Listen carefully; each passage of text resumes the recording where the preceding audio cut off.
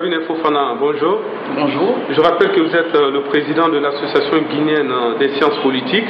Vous venez de publier des résultats sur une enquête d'opinion réalisée notamment dans les communes urbaines de la Guinée concernant les priorités des populations, les attentes et les intentions de vote. Quel est l'objectif d'abord de cette enquête d'opinion? Merci beaucoup. Nous avons voulu porter cette étude pour amener un peu les partis politiques et les candidats indépendants à avoir à leur niveau des repères qui peuvent leur permettre d'avoir une idée des représentations des populations en termes d'attente et de priorité, ce qui devra leur permettre à coup sûr de formaliser des programmes de société qui reprennent de façon importante et essentielle les représentations des populations. Alors aujourd'hui, est-ce que cette enquête vous a aussi permis, même si ce n'était pas l'objectif que vous recherchiez, est-ce que ça vous a permis d'avoir une idée sur les partis politiques qui pourraient éventuellement rafler, même si on peut l'imaginer d'avance, les différentes communes? Oui, puisque l'étude a porté aussi sur les intentions de vote, et nous avons pu, avec cette étude, retracer un peu les bastions politiques. Les bastions politiques que nous avons cherché à connaître restent les mêmes connus des Guinéens. C'est qu'il y a trois grandes forces politiques qui se dessinent et qui cristallisent un peu l'establishment politique guinéen.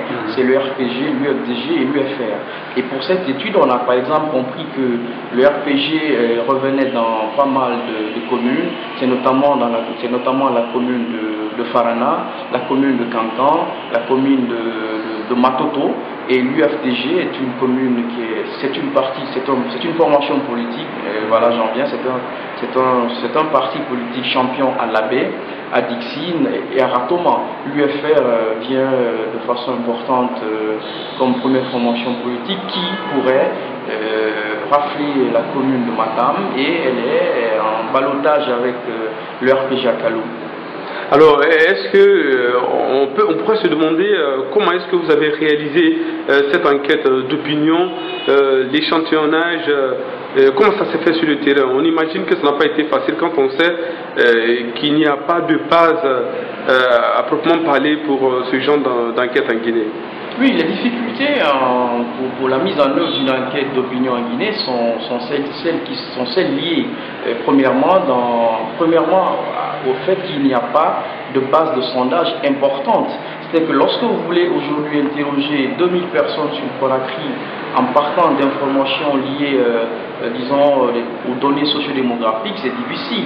C'est difficile de retrouver les gens parce qu'il n'y a pas de système d'information avec adressage correct, ce qui fait que les enquêtes sont difficiles. Et d'ailleurs, nous sommes en train d'écrire une note conceptuelle qui retrace un peu les difficultés liées aux enquêtes d'opinion en Guinée. Mais pour cette étude-ci, nous sommes partis sur la base d'un système d'échantillonnage empirique raisonné qui a interrogé 6000 personnes, et nous avons utilisé la méthode des itinéraires pour faire le terrain, ce qui nous a permis d'avoir ces informations qui sont des informations qui retracent de façon importante les représentations des populations urbaines de Guinée.